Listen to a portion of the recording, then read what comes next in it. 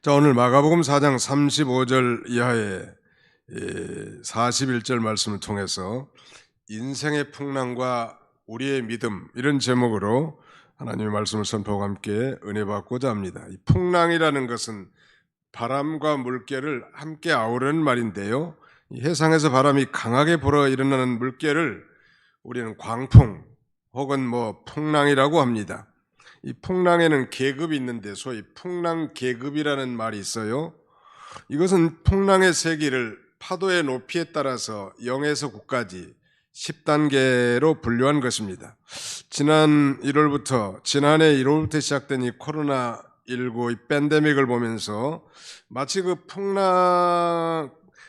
큰 풍랑이 강도를 더하면서 주기적으로 반복되는 것 같아요. 우리가 요새 진행되는 유행은 제 4차 유행이라고 하는데 마치 큰 파도가 4번 지나가는 것 같고, 이번 이 4차 대유행은 훨씬 그 파도가 큰, 그 다음에 풍랑 계급으로 말하면 더 높은 단계의 광풍임에 틀림없습니다. 오늘 본문을 통해서 인생의 이 광풍, 풍랑의 원인이 무엇인가, 도대체 우리 그리스도인들이 인생의 풍랑을 만났을 때 어떤 믿음의 자세를 취해야 할 것인가, 그리고 인생의 풍랑의 진정한 해결책은 무엇인가, 이런 세 가지 관점에서 하나님 말씀을 선포하고자 합니다. 인생의 풍랑의 원인, 예수님께서 지금 예수님의 제자들이 예수님과 함께 갈릴리 바다를 배로 건너가는 중에 있습니다. 그런데 큰 광풍이 일어나 가지고 배에 물이 가득 차게 들어오고 배가 파선할 그런 위경에 처하게 됐습니다. 그래서 이 제자들이 죽을까봐 무섭고 두려워서 지금 배 고물에서 베개를 베고 주무시는 예수님을 깨우시는 거예요.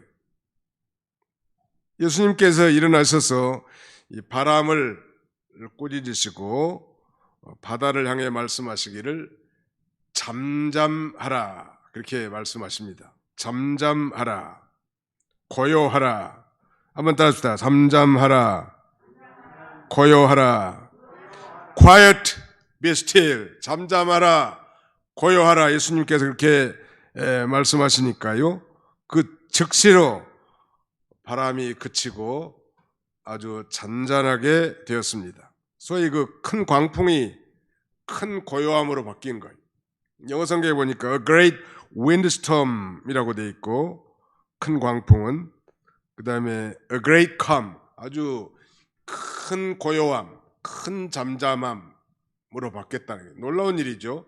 갑자기 산더미 같은 큰 풍랑이 일면서 배를 다 뒤집을 그런 기세였다가 잠잠하라, 고요하라, 예수님 말씀하시니까 아주 잠잠한 a great calm, 아주 대단한 그 고요함으로 바뀌었다면, 일순간에 이 갈릴리 바다는 지중해 해면보다, 갈릴리 바다는 이 팔레스틴 땅과 요단강의 경계에 흐르는 사이에 있는 바다잖아요.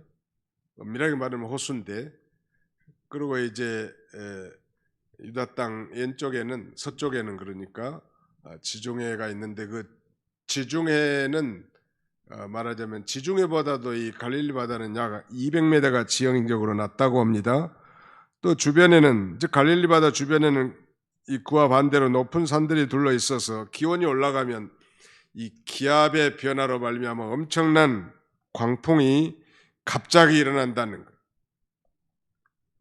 우리 성지 순례팀이 갈릴리 바다 우리가 선상에서 성찬회식도 하고 바다를 약간 항해 경험을 해본 적이 있는데, 그날은 너무 고요하고 잠잠해서 그런 걸 못 느꼈는데, 아마 갑자기 그런 현상이 생기는 모양이에요. 오늘 본문에 나타난 이 광풍이라고 하는 이 광풍은 직역한다면 미친 바람인데, 미친 듯이 사납게 몰아치는 그런 거센 바람을 광풍이라고 하죠. 이건 자연적인 현상일 뿐만 아니라 오늘 본문을 통해서 우리는 하나님의 특별하신 섭리로 일어나는 걸 알 수 있습니다. 그러니까 예수님께서 그날도 예수님은 바닷가에서 배에 앉으시고 또 큰 무리는 해변에 앉으셔서 소위 사경회를 한 모양, 비유를 통해서 천국에 가는 복음의 메시지 설교를 그런 하는 중이었습니다. 그리고 이제 날이 저물 때 예수님께서 친히 갈릴리 바다 건너편으로 건너가자고 제안하셨고, 다른 배들도 그 배를 예수님이 타신 동승하신 그 배를 뒤따라 가게 됩니다. 그런데 큰 광풍이 일어나게 된 거예요. 다시 말씀드리면 의문점이 생기죠. 예수님은 하나님이시니까 전지전능하시단 말이에요. 그러니까 전능하신 하나님께서 잠시 후에 광풍이 일어날 줄 본연히 알면서도 이 제자들이 탄 이 배를 그 광풍의 소용돌이 속으로 끌고 간 셈이 되지 않겠어요? 그러니까 예수님의 의도를 다분히 우리가 짐작할 수 있을 것 같은데 왜 그렇게 했을까요? 제자들을 갈릴리 바다에 빠뜨려서 다 익사시키려고 하는 건 아닐 거고 말이죠. 아마 우리가 짐작하기에는 이 갈릴리 바다를 속에서 이 제자들을 좀 훈련시키려고 하는 소위 훈련 이 프로그램이 있었던 것 같아요. 뿐만 아니라 우리 예수님께서는 천지와 바다를 다 주관하시는 이 가라면 영적 세계뿐만 아니라 자연계의 주인이신 것을 그들로 하여금 깨닫게 하신 거라고 할 수 있겠습니다. 또 갈릴리 바다는 실제로 많은 제자들을 불러낸 소명의 바다고, 그 갈릴리 바다에서 많은 또 제자들이 예수님을 인격적 체험적으로 발견한 훈련의 바다라고 할 수 있습니다. 우리는 인생은 고해와 같다, 고난의 바다와 같다 이런 말이 있는데, 우리가 사는 이 세상은 고통의 세계고 괴로움이 끝이 없는 그런 세상이라는 의미일 것입니다. 마치 우리네 인생들은 그런 면에서 망망대해에 떠있는 가냘픈 조각배와 같단 말이에요. 그리고 우리가 일생이 끝나는 순간까지 우리 인생의 바다에는 그야말로 풍랑, 광풍, 노도가 끊이지 않을 것입니다. 우리 인생의 바다에 실직이라든지 사업의 실패, 이거 광풍 아니에요?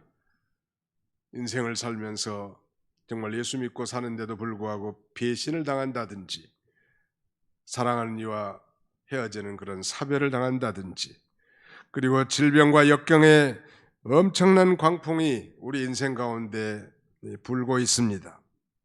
시편 107편 24절 이하에 보니까 이렇게 말씀하십니다. 여호와께서 행하신 일들과 그의 기이한 일들을 깊은 바다에서 보나니 여호와께서 명령하신 즉 광풍이 일어나 바다 물결을 일으키는도다.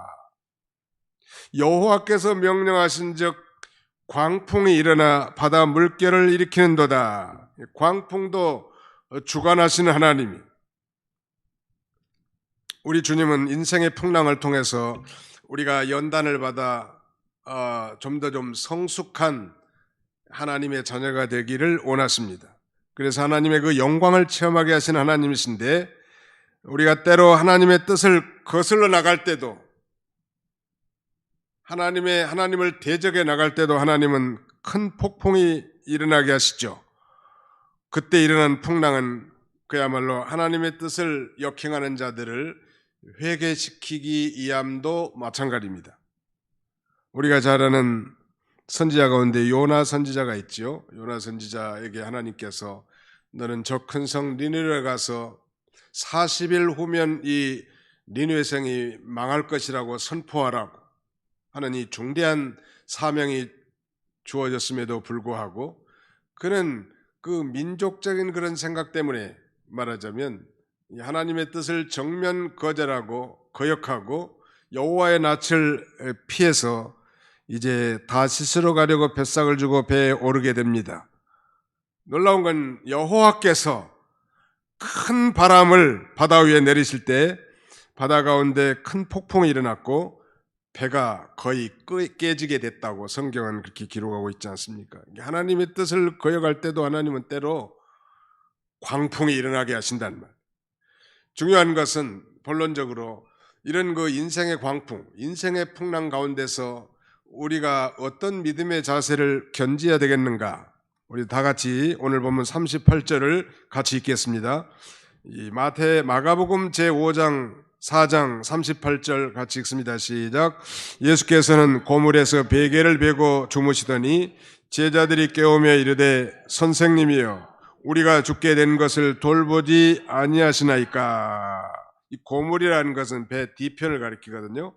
예수님께서 아마 전도의 경무에 시달려 너무나 피곤하셨던 것 같아요. 예수님은 신성, 즉 하나님이시면서 동시에 연약한 인성을 가지고 계셨기 때문에 피곤하면 힘들다는 말.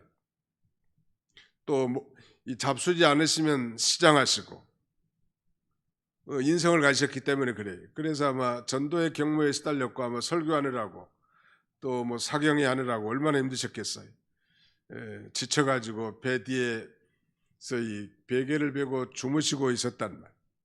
그러나 신성의 관점에서는 그분은 하나님이시니까 광풍이 일어날 것을 다 아시는 하나님이시죠. 제자들이 아주 예수님을 깨우면서 선생님이여 우리가 죽게 된 것을 돌보지 않으시나이까 했단 말이에요. 그때 예수님 뭐라고 말씀하시나요? 예수님께서 39절 예수께서 깨어 바람을 꾸짖으시며 바다더러 이르시되 잠잠하라 고요하라 하시니 바람이 그치고 아주 잔잔하여 지더라. 큰 광풍으로 인해서 지금 죽을 위경에 빠진 제자들은 두려움과 무서움으로 자기의 선생 예수님을 깨웁니다. 마치 그들이 보기에는 마치 예수님이 자기들은 정말 위험에 처해 있고 죽을 위경에 있는데 예수님이 자기들을 돌봐주지 않은 것 같이 예수님께 대해서 원망하는 태도로 지금 예수님을 깨운 것입니다. 선생님이여, 다른 성경은 주님 이렇게 되어 있는데 우리가 죽게 된 것을 돌보지 아니하시나이까 하니까 여기에 대해서 예수님께서 명령을 내린 거예요. 창조주의 명령. 바람을 지으시고 바다를 만드신 창조주의 그 능력으로 잠잠하라, 고요하라 이렇게 명령을 내리신 다음에 제자들을 이렇게 꾸짖습니다. 40절 이에 제자들에게 이르시되 어찌하여 이렇게 무서워하느냐 너희가 어찌 믿음이 없느냐. 다른 성경에 보니까 마태복음 8장 26절에는 어찌하여 무서워하느냐 믿음이 작은 자들아 이렇게 말씀하시고 또 누가복음에는 너희 믿음이 어디 있느냐라고 이렇게 책망하십니다. 정말 인생의 광풍을 만났을 때 정말 믿음이 있다면 믿음으로 반응하기를 원하시는 주님이시죠. 오늘 이 코로나의 광풍이 지속되는 가운데서도 이 믿음이 적은 자들아 이런 책망받지 말고 믿음으로 모든 것을 바라보는 그런 성숙한 영적 통찰력을 우리가 가져야 할 것입니다. 너희가 믿음이 있는가? 너희 자신을 시험하고 너희 자신을 확증하라. 바울은 이 고린도 교회는 두 번째 편지에서 말미에 그렇게 말합니다. 고린도후서 13장 5절에 너희가 믿음이 있는가? 너희 자신을 시험하고 너희 자신을 확증하라. 그리스도께서 너희 안에 계시나니 그렇지 아니하면 너희가 버리온 자니라. 하나님을 믿고 그 말씀을 진정으로 믿는다면 어떤 광풍, 9단계 최고 높은 이 풍랑이 인다 할지라도 담대하게 이겨나갈 수 있는 것입니다. 너희가 세상에서 환난을 당하나 담대하라. 내가 세상을 이겼노라. 예수님이 그렇게 말씀하지 않았습니까? 믿음 있는 사람, 성경은 이렇게 증거합니다. 믿음이 없이는 기쁘시게 못하나니 하나님께 나간 자는 그가 계신 것과 자기를 찾는 자들에게 상 주시는 이심을 믿어야 할지니라. 믿음이 없이는 하나님이 기뻐하지 못해요. 아무리 논리적이고 이성적이고 똑똑하고 돈 많고 권력이 있어도 믿음 없는 사람,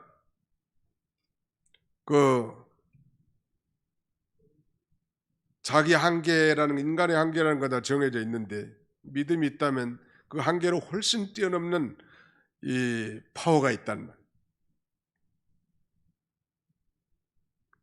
믿음이 적은 자들아, 이런 그 책망받지 말고 내 믿음이 너를 구하였다, 이렇게 칭찬받으면 얼마나 좋겠냐. 우리 이제 목회자들끼리 대화하다 보면 종종 그런 담소도 나눕니다. 아, 참 그 권사님 믿음이 좋으신 분이라고. 늘 깨어서 기도하고 숨어서 겸손히 봉사하고 많은 사람들이 참 좋아하고, 아, 그 장로님 참 교단 뭐 작은 교단이기 때문에 소문이 다 나요. 참 그 장로님이라면 믿을 만하다. 믿음이라는 게 참 선물이고 참 귀한 건데, 1차적으로 하나님을 믿고, 뭐 하나님 뭘 믿어? 하나님의 전능하심을 믿어. 우리 사도신경에 고백한 신앙 그 상태를 믿는 거예요. 구체적으로 하나님의 말씀을 믿고 나가는 거예요. 그러니까 광풍이 오든 뭐 태풍이 오든 폭풍이 몰아치든 풍랑이 일든 코로나가 불든 별로 그건 상관이 없는 거죠. 지금 제자들은 뭘 무서워하는가 하면 광풍을 무서워합니다. 그 광풍 때문에 배가 뒤집어질까 봐 그걸 무서워하는 거예요. 그런데 예수님께서 잠잠하라, 고요하라 한마디 하니까 바다가 순종했단 말이에요. 물결이 잠잠해졌어요. 그들이 무서워하는 대상이, 두려워하는 대상이 바뀌어버려요.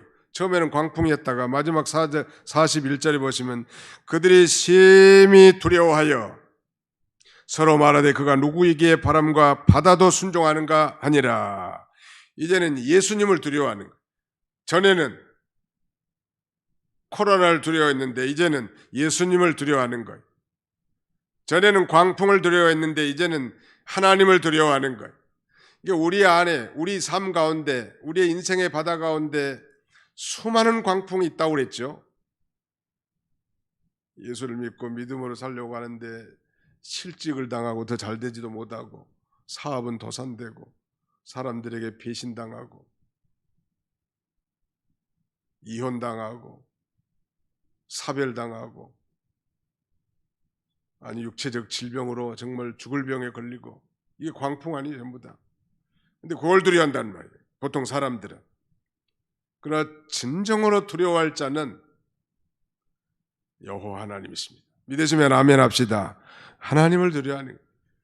원래 코로나 있을 때 그야말로 큰 광풍 아니에요. 코로나19는 언제까지 불지, 이 바람이 언제 그칠지, 아니면 이 폭풍이 더 거세질지 우리는 짐작할 수는 없지만 그 바람을 잠잠하게 하실 분은 하나님이신 줄 믿습니다. 저는 개인적으로 우리 적어도 뭐 안 믿는 사람은 제껴놓고 한국의 그리스도인들이 진정으로 회개하고 정말 하나님과의 바른 관계를 정립한다면 하나님은 그 기간을 훨씬 더 짧게 해줄 수 있을 거라고 믿어요. 말세 성도들은 껍데기는 다 믿는 척 하면서도 속에는 온갖 세속 덩어리, 도덕적으로나 뭐 요새는 뭐 아파트값 상승이 하나님보다 더 귀중해. 성경 얘기보다는 뭐 아파트값 오른 얘기밖에 안 해. 음란 방탕한 세계가 됐습니다. 도대체 뭐 쾌락을 숭상하는 시대가 됐단 말. 원망하고 거역하는 시대가 됐어요. 믿음의 사람들이, 안 믿는 사람들이 그렇게 하는 건 뭐 우리가 충분히 이해가 되겠지만, 믿는 사람들의 입술에서 나오는 말, 행동, 삶이 너무나 타락했기 때문에 광풍이 일어나게 하신 거예요. 그러니까 역설적으로 그 광풍을 잠잠하게 하려고 하면 하나님 앞에 회개하고 좀 순수하고 좀 순진한 그리스도인, 순수한 하나님의 사람이 된다면 이 광풍이 잠잠하게 될 것입니다. 자, 우리가 이 인생의 풍랑, 광풍을 만났을 때 그 광풍을 두려워할 것이 아니라 누구를 두려워하라고요? 하나님을 두려워하는. 하나님이 지금 나에게 말씀하고 계시는구나. 물결을 보고 두려워하지 말고 살아계셔서 내 인생을 주관하시고 내 앞길을 주장하시는 전능하신 그 하나님, 그 하나님을 두려워하는 것이 올바른 신앙의 자세. 오늘 이 제자들뿐만 아니라 오늘 21세기를 사는 우리 그리스도인들이 정말 그러면 이런 광풍을 만났을 때 어떤 믿음의 자세를 취할까요? 저는 오늘 본문을 연구하면서 세 가지를 기록해놨습니다. 우리 주보 순서지에도 기록해놨는데 인생의 풍랑을 대하는 우리의 믿음의 자세 세 가지 한번 따라서 해볼까요? 하나님의 주권을 믿을 것. 다시 하나님의 주권을 믿을 것. 하나님의 능력을 믿을 것. 하나님께 부르짖을 것. 요 세 가지만 한다면 광풍을 다 이겨나갈 수 있을 것 같아요. 광풍이 두렵지 않다. 그렇다고 우리가 두려워서 코로나19 전염병에 대한 방역 조치를 하고 개인 위생 관리를 철저히 하는 건 아니에요. 당연히 우리 사람으로서 해야 될 의무만 하되 하나님을 두려워할 줄 아는 사람. 그분은 참 하나님을 참 두려워하시는 분이다. 그런 인정받는 자가 되어야 할 것입니다. 하나님의 주권을 믿으라는 말. 아무리 광풍 노도가 일어날지라도 인간의 목숨을 죽이고 살리는 권세가 누구에게 있다? 하나님께 있단 말. 여호와는 죽이기도 하시고 살리기도 하시며 음부에 내리기도 하시고 올리기도 하시는 도다. 여호와는 가난하게도 하시고 부하게도 하시며 낮추기도 하시고 높이기도 하시는 도다. 이 생사, 음부의 권세, 빈부의 권세, 귀천의 권세, 이 모든 게 다 여호와의 절대적 주권하에 있다는 사실을 믿는 게 중요합니다. 광풍이 자기를 죽이는 게 아니고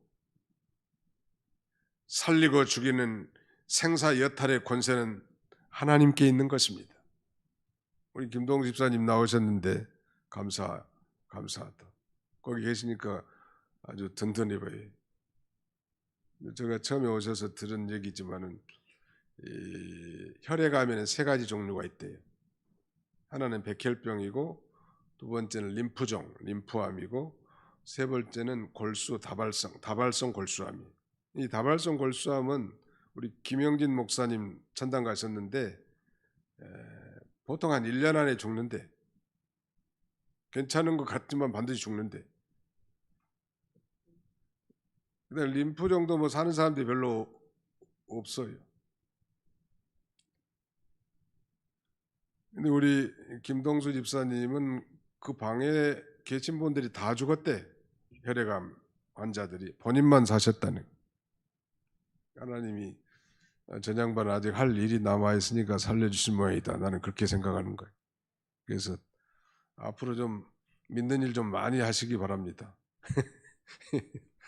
아무튼 하나님께서는 생각해 보세요. 제자들을 지금 기르고 훈련시켜가지고 복음을 전파하고 선교할 이 중대한 사명이 있는데 강풍에 휘몰아쳐가지고 그 갈릴리 바다에다 익사하는 게 하나님의 뜻이겠냐는 말이에요.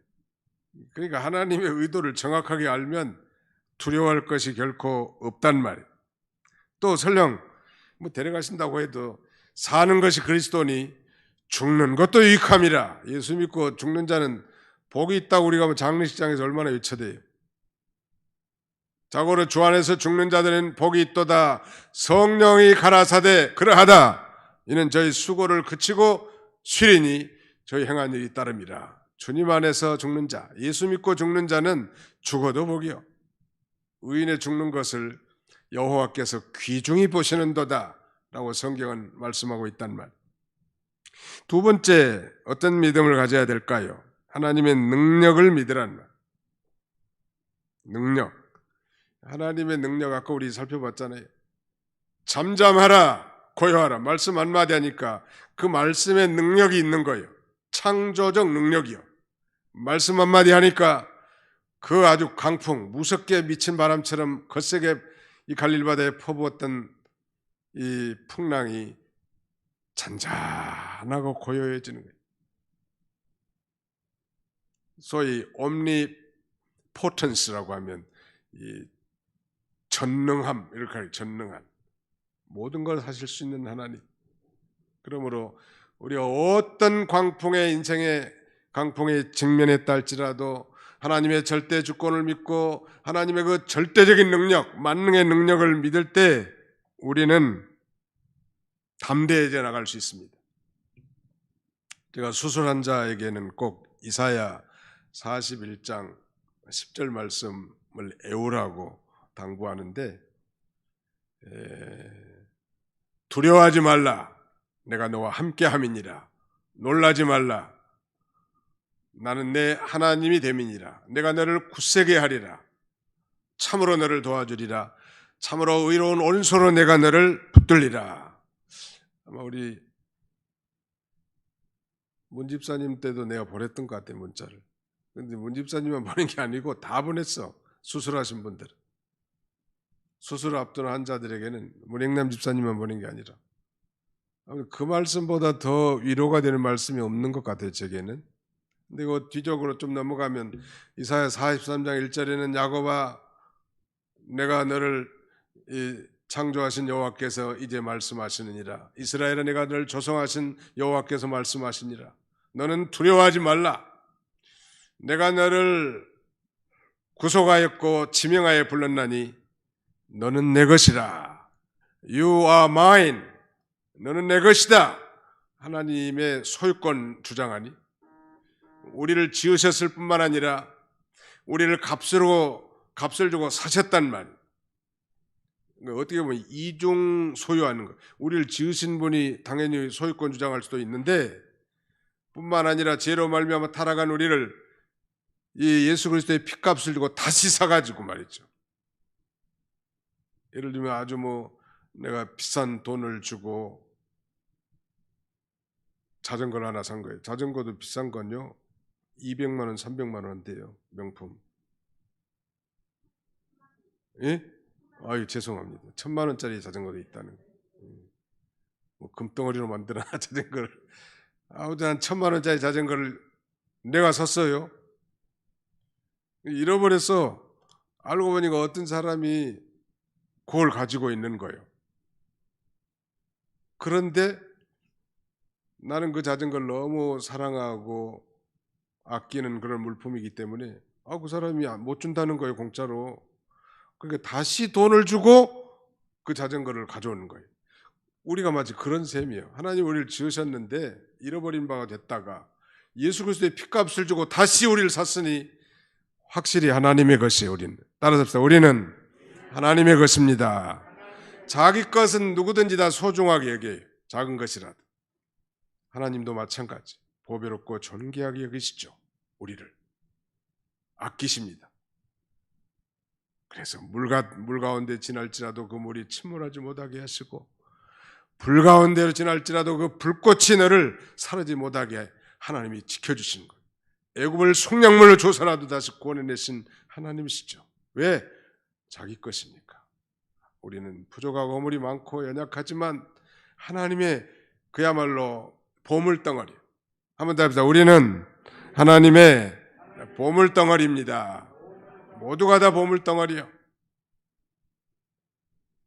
그러므로 하나님의 절대적 주권을 믿고 그 능력을 믿으란 말. 그 다음에 한 가지 더 붙인다면 이제 하나님께 부르짖는 거예요.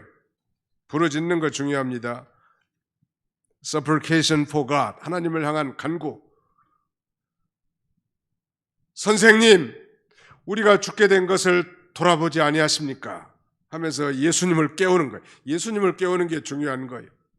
근데 그보다 더 선결되어져야 될 것은 내 인생의 배에 과연 예수님을 모셨는가? 이거 중요할 것 같아요. 단순한 종교인이 아니라 인격적 체험적으로 예수 그리스도를 만나서 예수님이 내 인생의 배에 타고 계시는가? 그렇다면 그 주님께 주님을 깨우고 그 주님을 부르짖는 거예요. 아니, 주님을 깨울 생각은 안 하고 엉뚱한 사람을 쫓아다니고 물질을 쫓아다니고 어떤 세력을 의지한다면 그 살 길 없어요. 광풍이 잠잠해질 수 없단 말. 왜? 진정한 광풍의 해결자는 예수님이시기 때문에. 내 인생의 진정한 해결책은 예수님에게 있습니다. 믿으시면 아멘 합시다. 부르짖는 거예요.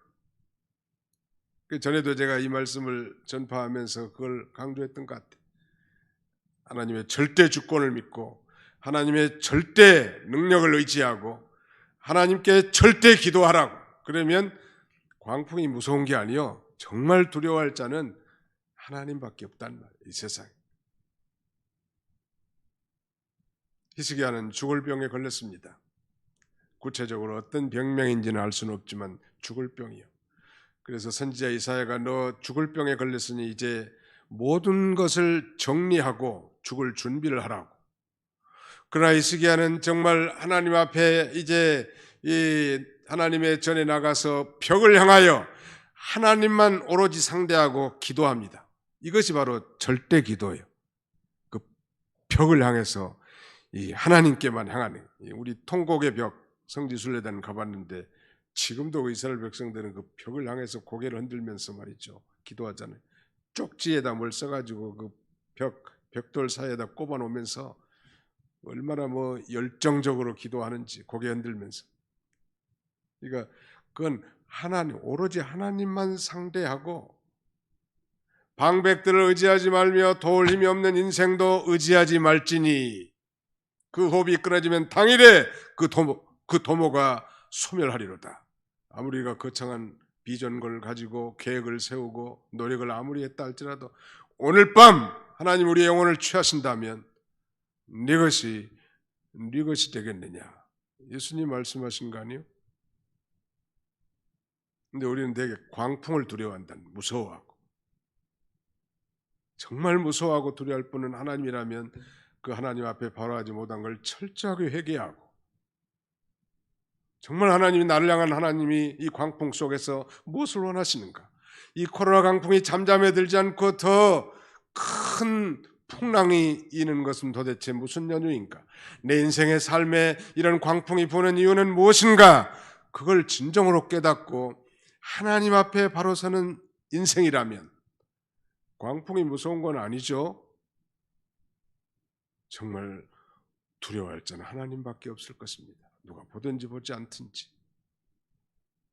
그것이 우리의 믿음의 자세라고 할 수 있습니다. 결국 우리 인생에 있어서 진정으로 문제를 해결해 주실 해결자는 예수님밖에 없습니다. 인생의 강풍을 평정하게 하실 예수님 한마디니까 평정하게 되잖아요. 그는 영계뿐만 아니라 자연계의 절대 주권과 능력을 가진 창조주 하나님이시죠. 우린 그걸 믿어요. 여리고 성을 점령하고 이제 이스라엘 백성들이 파죽지세로 가나안 땅을 점령해 나가지 않습니까? 여호수아 장군을 필두로 이제 여호와께서 그 아모리 사람을 이스라엘 자손에게 넘겨주십니다. 그날에 여호수아가 여호와께 이렇게 기도합니다. 많은 이스라엘 사람들이 보는 데서 태양아 너는 기브온 위에 머무라, 달아 너도 아얄란 골짜기에서 그리할지어다, 이렇게 기도하니까요, 태양이 동쪽에서 떠서 서쪽으로 져야 되는데 태양이 그 자리에 서서 움직이질 않는 거예요. 또 달이 멈추기를 언제까지 하냐면 이스라엘 백성들이 아모리 족속 가나안 그 대적들을 다 점령할 때까지 그렇게 하는 거예요. 여호와께서 인생의 목소리를 들으신 대표적인 예요. 하나님 여호수아가 똑똑해서 여호수아의 기도를 잘해서가 아니라 하나님은 태양도 지으셨고 달도 지으신 거예요. 그런데 한번 상상해 보세요. 하나님이 지으신 태양, 하나님이 지으신 달과 별들인데 그 태양 앞에 절하고 그 달 앞에 복을 빌고 별들을 보면서 소원을 빈다면 하나님이 얼마나 섭섭하겠냔 말이에요. 정말 복의 근원은 하나님이시고 복덩어리는 하나님께로부터 떨어지는 건데 복도 얻어줄 수 없는 그 피조물을 조물주같이 이렇게 섬긴다면 얼마나 어리석은 일이겠습니까? 해결책은 예수님께 있습니다. 따라서 합시다. 내 인생의 해결책은 예수님께 있습니다. 오늘 이 세상은 여러 가지 광풍이 계속적으로 일어나고 있는 바다와 같습니다. 이런 풍랑은 하나님께서 그의 절대적인 주권과 능력을 가진 창조주심을 계시할 뿐만 아니라 우리의 신앙을 연단시키고 마침내 복을 주시려고 하신 하나님의 섭리죠. 어떻게 보면 우리 인생들은 그 망망대해에 떠 있는 작은 조각배와 같죠. 우리의 생이 끝나는 순간 광풍은 수도 없이 불 것입니다. 어제까지는 멀쩡했는데 오늘 불 수 있고요. 오늘 아침에는 멀쩡했는데 싸늘한 시체로 돌아올 수도 있는 거예요. 제가 종종 얘기합니다만 이 안양에서 목회하는데 박대존 집사라는 분이 계셨어요. 교회에서 재정도 맡고 대학에서 영문과를 졸업해가지고 큰 회사의 이 통역이라든지 주로 이제 그런 해외 영업 파트에 일하시는 분이죠. 그런데 그날 이제 설교를 하고 이제 악수하잖아요. 악수례를 하는데 제가 아마 설교 중에 뭐 코가 좀 찍찍했는지 이분이 느끼에는 좀 감기 걸린 것으로 생각한 모양이에요. 제가 그래서 목사님 감기 조심하십시오. 기도하겠습니다. 그렇게 헤어졌는데 그 다음날 아침 월요일 아침 일찍 전화가 떠령 와서 영동 세브란스 병원 영안실이라는 거예요. 그 양반이 그때 50대 한 중반 됐을 것 같은데 박대준 씨란 사람이 최익은 목사님 전화라고 하면서 수첩에가 그렇게 기록되어 있더라는 거예요. 전화가 왔더라고. 가보니까 이미 천국 가셨더라. 제가 말씀드린 요지는요, 사람이 건강한 것 같아도 늘 건강한 거 아니에요. 천년만년 사는 거 아닙니다. 오늘 저녁에 하나님이 데려가실 수 있는 거, 이 중에서도 정말 우리가 두려워할 자는 하나님이십니다. 하나님 앞에 내가 요새 이 코로나 기간 동안에 뭘 잘못했는가? 하나님이 나를 향하신 요구사항이 무엇인가? 책임을 내 가지고, 이 코로나에 대한 책임을 내 가지라고. 다른 사람에게 떠넘기지 말고. 또 개인의 광풍도 마찬가지예요. 자기가 책임을 지고 거기서 찾아보는 거예요. 주님 메시지가 뭔가? 나를 향한 주님의 설교가 무슨 내용인가? 그걸 찾아서 바로 선다면 잠잠하라 고요하라 말씀하신 것처럼 다시 잠잠하고 고요해질 거예요. 그래도 뭐 대체로 이 코로나 방역의 모범국이긴 하지만 그렇다고 방심할 수는 없고요. 우리가 할 도리는 최선을 다해서 해야 되지만 그런 하나님 앞에 하나님과의 관계를 바로 정립해서 정말 우리 주님과 평화롭게 동행하는 남은 생의 삶이 다 되시기를 주님의 이름으로 축원합니다. 거룩하신 우리 아버지 하나님께서 오늘도 사랑하는 성도들을 오프라인으로 혹은 온라인으로 함께 불러 모으시고 하나님을 기억하며 이 날을 기억하며 거룩한 주일 예배를 드릴 수 있도록 은혜 주심을 진심으로 감사합니다. 코로나19의 이 엄청난 광풍이 계속되는 가운데 우리가 그저 지나쳐서 자연적인 현상 정도로 치부하지 않게 해주시고 광풍을 두려워하지 않게 해주시고 절대 주권, 절대 능력, 절대 기도를 통하여 정말 하나님과의 관계를 새롭게 하는 복된 계기가 다 되게 주시옵소서. 예수님의 이름으로 기도하옵나이다. 아멘.